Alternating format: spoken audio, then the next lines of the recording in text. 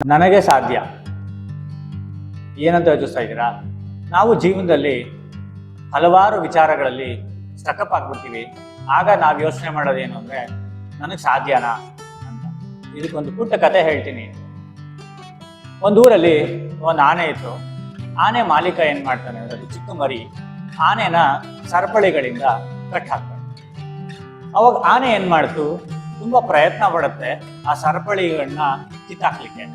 ಆದರೆ ಅದು ಎಷ್ಟೇ ಪ್ರಯತ್ನ ಪಟ್ಟರು ಆ ಸರಪಳಿಗಳನ್ನ ಕಿತ್ತಾಕ್ಲಿಕ್ಕೆ ಆಗೋದೇ ಇಲ್ಲ. ಅವಾಗ ಅದೇನು ಮಾಡುತ್ತೆ, ಗಿವ್ ಅಪ್ ಮಾಡುತ್ತೆ. ಅಂದರೆ ಪ್ರಯತ್ನ ಮಾಡುವುದನ್ನೇ ಬಿಟ್ಬಿಡುತ್ತೆ ಆನೆ. ಸೊ ಪ್ರಯತ್ನ ಮಾಡೋದನ್ನೇ ಬಿಟ್ಬಿಡುತ್ತೆ. ಹಲವಾರು ಹಾಗೆ ದಿನಗಳು ವರ್ಷಗಳು ಉರುಳುತ್ತೆ. ಆನೆ ಬೆಳೆದು ದೊಡ್ಡದಾಗತ್ತೆ. ಸೊ ಅದರ ಹತ್ರ ಎಷ್ಟು ಸಾಮರ್ಥ್ಯ ಇರುತ್ತೆ ಅಂದರೆ, ಆ ಮರವನ್ನೇ ಬೀಳಿಸುವಷ್ಟು, ಹಾಗೆ ಚೈನ್ನ ಕಿತ್ತಾಕುವಷ್ಟು ಸಾಮರ್ಥ್ಯ ಇರುತ್ತೆ.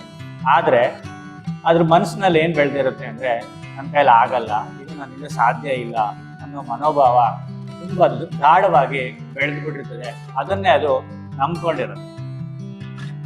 ಹಾಗೇನೆ ನಾವು ಸಹ ನಮ್ಮ ಜೀವನದಲ್ಲಿ ಹಲವಾರು ಪರಿಸ್ಥಿತಿಗಳಿಗೆ, ಒತ್ತಡಗಳಿಗೆ ಒಳಗಾಗಿ ನಾವು ಐ ಕೆನಾಟ್ ಅನ್ನೋ ಮನೋಭಾವ, ಅನ್ನೋ ನಂಬಿಕೆಯನ್ನು ಹೆಚ್ಚು ಮಾಡ್ಕೊಂಡ್ಬಿಟ್ಟಿರ್ತೀವಿ. ಸೊ ಹಾಗಾಗಿ ನಾನು ಹೇಳುವಂಥದ್ದು, ಐ ಕ್ಯಾನ್ ಅಂತ ನೀವು ಡಿಸೈಡ್ ಮಾಡಿ.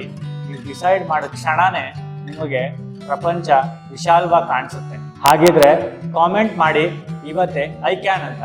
ಹಾಗೆ ನಂಬಿಕೆ ದೃಢವಾಗಿರಲಿ. ಆ ಚೈನ್ನ ಮುರಿದಾಕಿ ಐ ಕ್ಯಾನಾಟ್ ಅನ್ನೋದನ್ನ ಐ ಕ್ಯಾನ್ ಇಂದ ರೀಪ್ಲೇಸ್ ಮಾಡಿ. ಅಂದರೆ ನನಗೆ ಸಾಧ್ಯ ಅಂತ ಹೇಳಿ ಇವತ್ತೇ ನಿಮ್ಮ ಒಂದು ಖುಷಿಯ ಜೀವನವನ್ನು ಪ್ರಾರಂಭಿಸಿ.